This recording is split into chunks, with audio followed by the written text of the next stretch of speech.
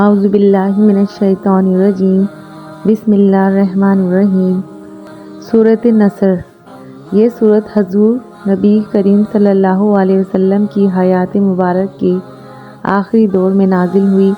اس میں بتایا گیا ہے کہ اہل ایمان کو فتح مکہ کے ساتھ ساتھ اور بھی فتوحات حاصل ہوں گی۔ اللہ سبحانہ تعالیٰ کا دین غالب ہوگا، لوگ بڑی تعداد میں اللہ سبحانہ تعالیٰ کے دین میں داخل ہوں گے۔ اس صورت میں رسول صلی اللہ علیہ وسلم کی عظیم مشن یعنی دین اسلام کے غالب ہو جانے کا ذکر ہے۔ آخر میں آپ صلی اللہ علیہ وسلم کو اللہ سبحانہ تعالیٰ کی تسبیح اور حمد و ثنا کرنے اور استغفار کرنے کی تلقین فرمائی گئی ہے۔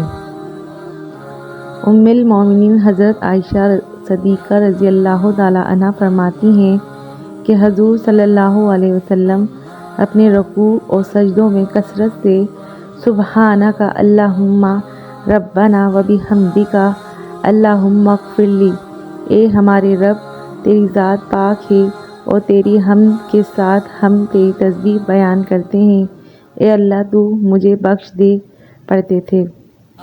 سبحان اللہ۔ فتح مکہ کا واقعہ رمضان المبارک سن 8 ہجری بے مطابق جنوری سن 6030 کا ہے، جب آپ صلی اللہ علیہ وسلم 10,000 صحابہ کرام صلی اللہ علیہ وسلم کا لشکر لے کر مکہ مکرمہ پہنچے۔ اللہ سبحانہ تعالیٰ نے مسلمانوں کو بغیر کسی بڑی جنگ کے عظیم فتح عطا فرمائی۔ سبحان اللہ۔ سورہ نصر میں اللہ تعالیٰ فرماتے ہیں، اے نبی جب اللہ کی مدد اور فتح آ جائے اور آپ لوگوں کو دیکھیں کہ وہ فوج در فوج اللہ کے دین میں داخل ہو رہے ہیں تو آپ اپنے رب کی حمد کے ساتھ تسبیح کیجیے اور اس سے مغفرت طلب کریں، بے شک وہ بہت زیادہ توبہ قبول فرمانے والا ہے۔ ہمیں ہر اس عمل سے بچنا چاہیے جس سے اللہ سبحانہ تعالیٰ اور اس کے رسول صلی اللہ علیہ وسلم نے منع فرمایا ہو۔ ساتھ ساتھ ہمیں کوشش کرنی چاہیے کہ دین کی تعلیمات اور احکامات میں باطل اور ناحق باتوں کو بالکل شامل نہ ہونے دیا جائے۔